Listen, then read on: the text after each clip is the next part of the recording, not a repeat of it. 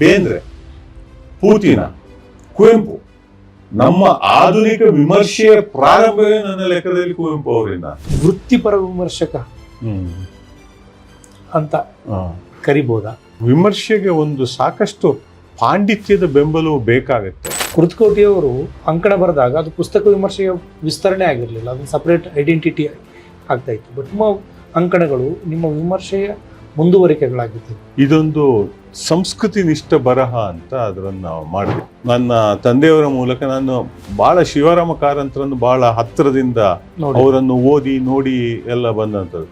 ಅತಿಯಾದ ಭಾವುಕತೆ ಅವರಲ್ಲಿ ಇರ್ತಾ ಇರಲಿಲ್ಲ ಕಾರಂತರ. ಫಾರ್ಮೇಟಿವ್ ಏಜ್ನಲ್ಲಿ ನಿಮ್ಮ ಮನಸ್ಸನ್ನು ನೀವು ವಿಮರ್ಶೆಯ ಶಿಸ್ತಿನ ಕಡೆಗೆ ಒಗ್ಗಿಸ್ತಾ ಹೋದ್ರಿ ಅಂತ ಹೇಳ್ಬೋದಾ?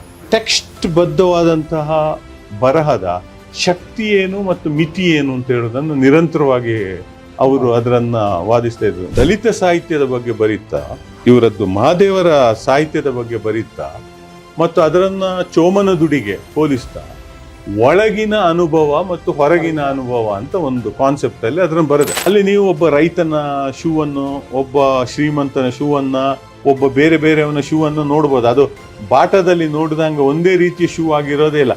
ಆ ಶೂನಲ್ಲಿ ಅವನ ಕ್ಯಾರೆಕ್ಟರ್ ಇರುತ್ತೆ. ಚಂದ್ರನನ್ನ ಸೃಷ್ಟಿಸಬೇಕು ಅಂತ ಹೇಳುವ ಆ ಸೌಂದರ್ಯದ ಒಂದು ಧ್ಯಾನದಲ್ಲಿ ಬ್ರಹ್ಮ ಇದ್ದಂತೆ. ಇದ್ದಾಗ ಅವನಿಗೆ ಸೌಂದರ್ಯದ ರೂಪ